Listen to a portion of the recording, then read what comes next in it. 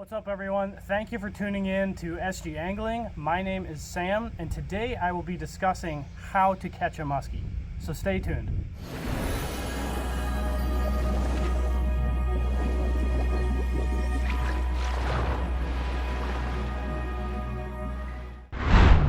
Now, I couldn't help but notice recently that there seems to be an unusual amount of social media posts saying things like, hey, I'm new to muskie fishing and I'm wondering where to go and what rods, reels, lures to use, etc., etc. To that, I say that is awesome that new people are getting into the sport. However, before I get into how to actually catch a muskie, we all need to discuss something much more important. Before you even consider fishing for these elusive predators, you need to know the proper tools and handling techniques. The very first thing that you need is a really good net. Now, behind me, I have this Drifter XL Predator Series net. This is a really great net. It has a rubber coating, which is super important to protect the fish's fins. But you can also get RS nets. Those are excellent. The most important thing with these types of nets is that they are super deep. You can see how deep they are. And this allows you to hang the net over the side of the boat and keep the fish in it even after you catch it. Think of, after catching a fish, it being equivalent to running a 100-yard dash with a 90-pound weight on your back. You're going to be out of breath for sure. So that allows the fish to stay in the water and allows you to revive the fish for a very short period of time. You don't want to spend too long reviving that fish in the water, because time in the net, according to scientific studies, is the second most stressful factor on a fish other than catching it and holding it out of the water. The second thing that is very important is a really nice long pair of needle nose pliers. This allows you to get into the fish's face without getting your hand in its mouth and near its teeth. I also have a like a lanyard that connects to my belt, so I don't have to be like searching all over my boat and in my Lakewood tackle box for these long needle nose pliers. They are always on me at all times. The long needle nose pliers allow me to really get in there, get a lot of leverage, and pry that hook out safely. However, there are also instances where the hook gets super deep in the muskie and you need to cut the hooks. There are some people that say that you need to definitely cut the hooks every single time. I don't know that that's necessary every single time, but I would say a lot of the times when you get that hook really deep, or maybe it's near the gills, or maybe it's going to injure you or the fish, it's good to have a really nice pair of Nipex bolt cutters, or bolt cutters that you can find maybe on Joe Bucher's website, for example. And these are going to be able to snip these hooks, these musky hooks, like butter. A little tip for you, they also cut braided line. 80 to 100 pound braided line cuts it like butter. I did it the other day. I was really surprised actually how easily it cut my braided line. So if you use braided line for muskie, which you should, these are going to be really good for that as well. The other thing you need is a nice pair of jaw spreaders. Jaw spreaders are really nice because it allows you to open up that fish's mouth. You kind of get in there and pry the jaws open to allow you to go in there and do surgery if you've hooked the fish really deep. So you're not going to need them all the time, but there's going to be instances where you're very glad that you had them. Now, perhaps during this video you saw my bump board in the background. This is a bump board, and it's very nice. I got it from Team Rhino Outdoors. 60 inches, it floats, and it's really important to have if you are muskie fishing, because the slime on the muskie is very important. You don't want to throw that muskie in the bottom of the boat, or you don't want to even throw it on a bump board without wetting it first. So these nice floating bump boards allow you to keep the bump board in the water if you want to measure the fish in the water.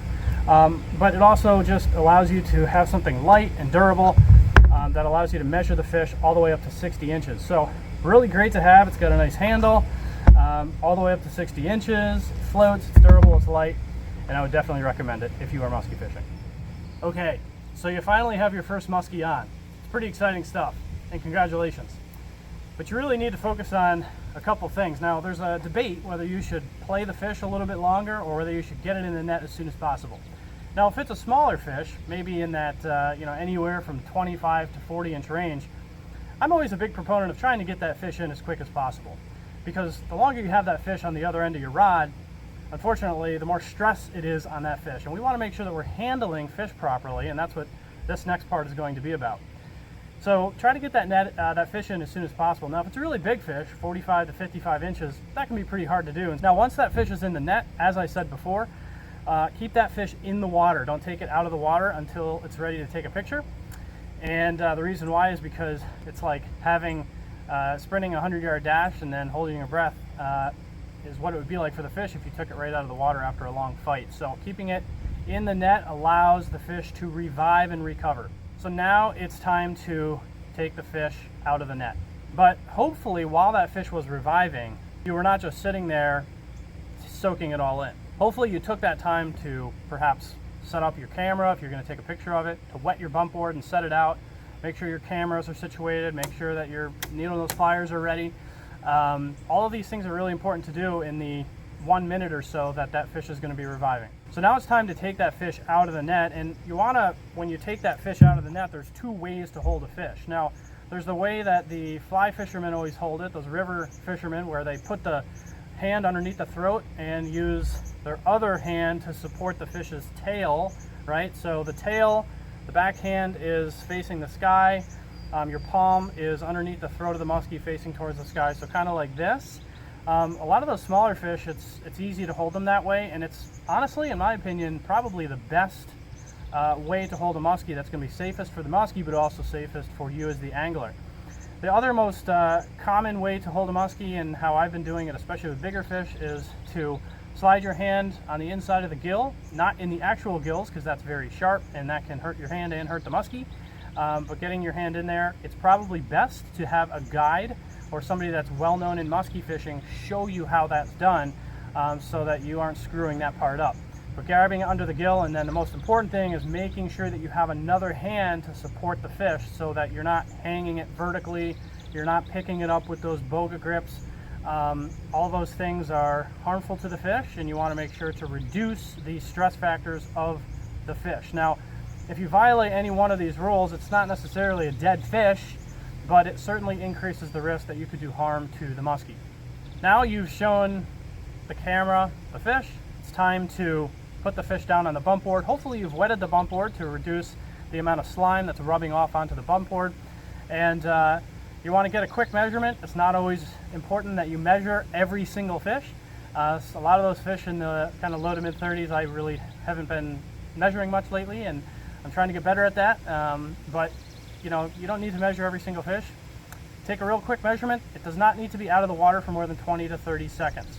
I have talked to some anglers that think that even that's a really long time. So try to reduce the amount of time that the muskie is out of the water.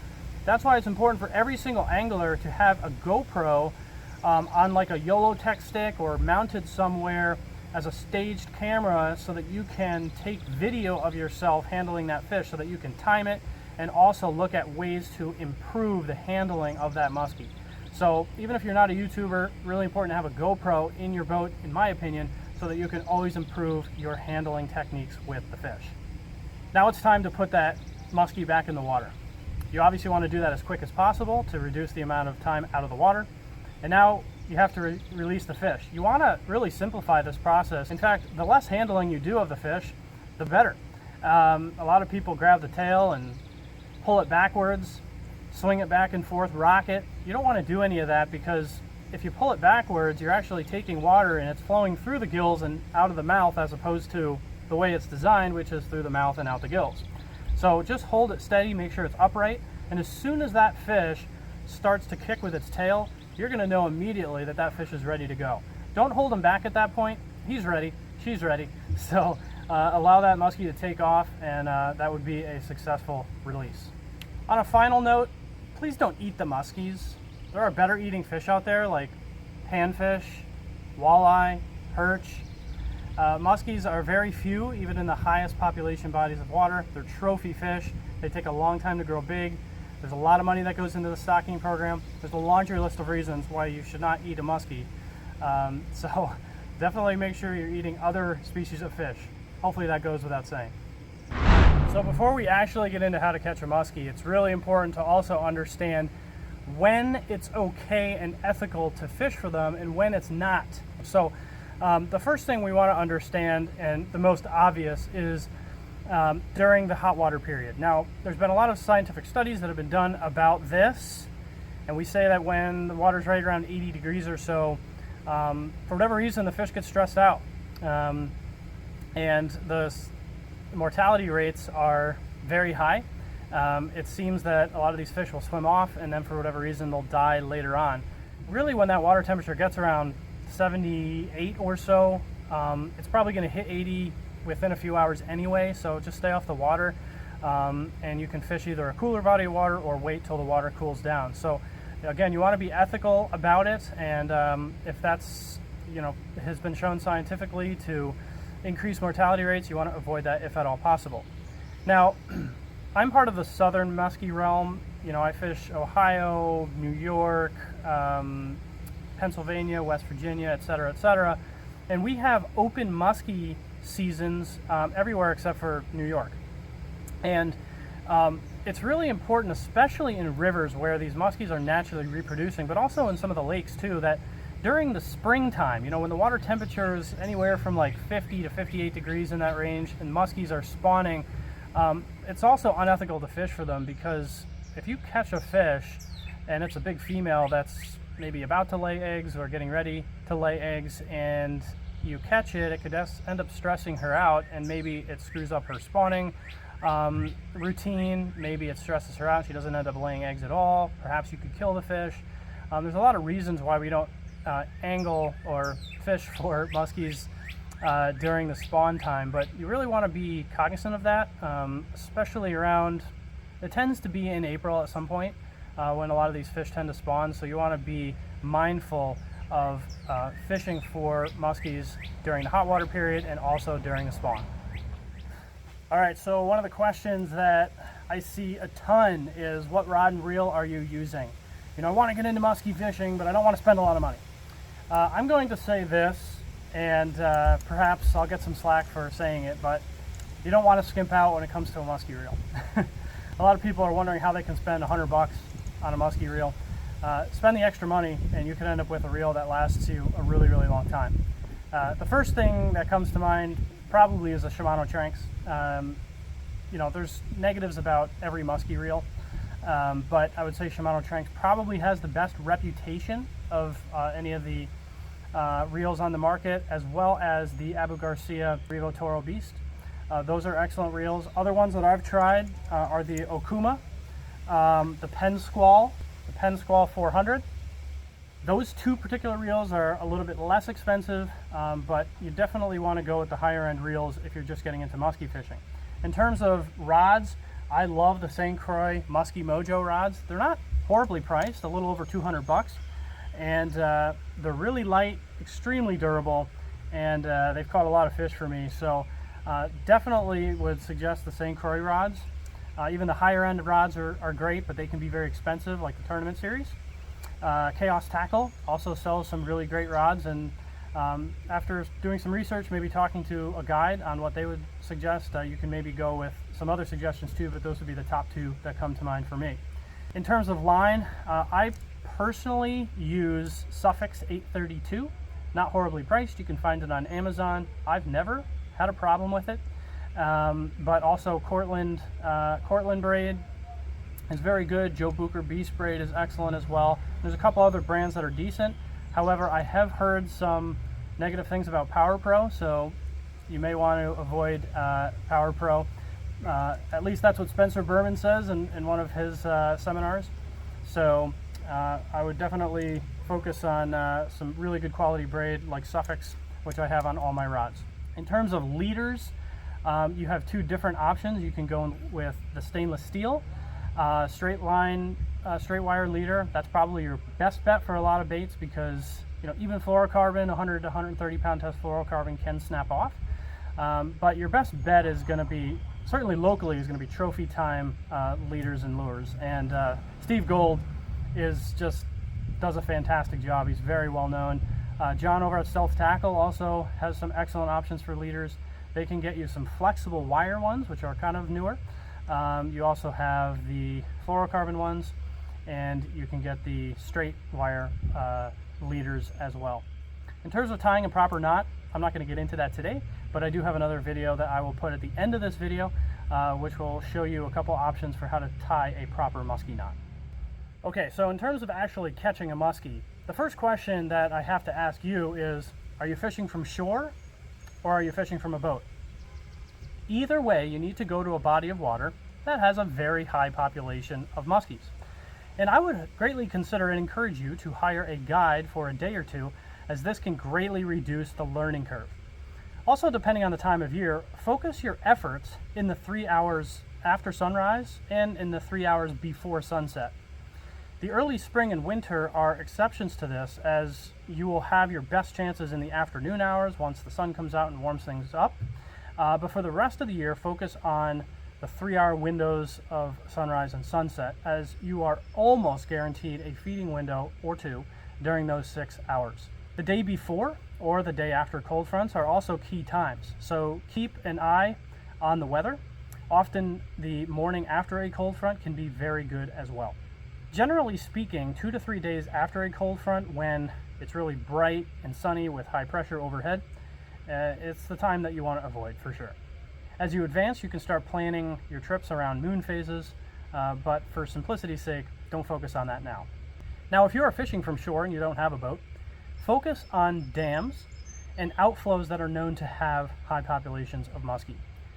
In these same exact creeks and rivers, you can hike downriver and focus on long, slack water pools that have shore access. If you are fishing from a boat, check the stocking records and find the lakes that are both stocked the heaviest and have the best catch rates for both the DNR surveys and angler reports. All of these things can be found online with a little research. I also did a video on how to maximize your time on the internet as you're researching these bodies of water.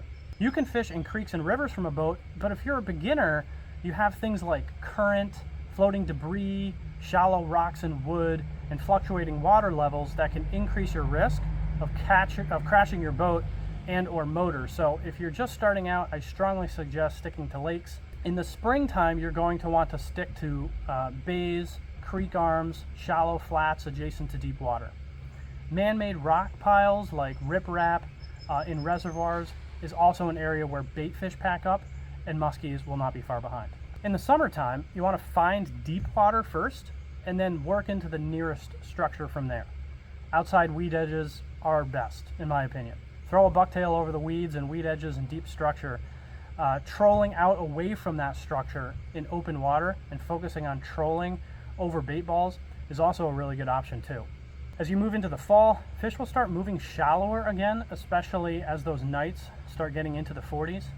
Focus on weeds just to keep things really simple. And a lot of times what you'll find is muskies are really not that far away from where they were in the springtime. In the winter, if you're fishing year-round, like in Pennsylvania, in Ohio, or even in West Virginia, you'll be mind-blown actually at the levels of gizzard shad that pack up. I particularly in this winter found some schools of gizzard shad that were 22 feet down to 8 feet high in the water column, 50 yards wide and over 300 yards long, full of millions of gizzard shad, and there were muskies everywhere. It can be a really fun time to fish for muskies. Now, in terms of lures that you can use, there are 5 main lure groups, and I went into these in a lot more detail in another video, so I don't want to spend too much time on this because I want to keep things simple. The more lures and options you have in your tackle box, the more confused you're going to be. So the first one is spinners, and this could be like inline spinners, like a small little bucktail like this. I love this. It's just got a single blade, makes a lot of noise in the water. I've caught a ton of fish this way. Also a long arm safety pin style spinner bait. That works really well also. You also have things like topwater, and topwater can be really good top style as well as walk the dog. So you have this Lake X topwater. They make some excellent topwaters. There's also rubber like Medusas.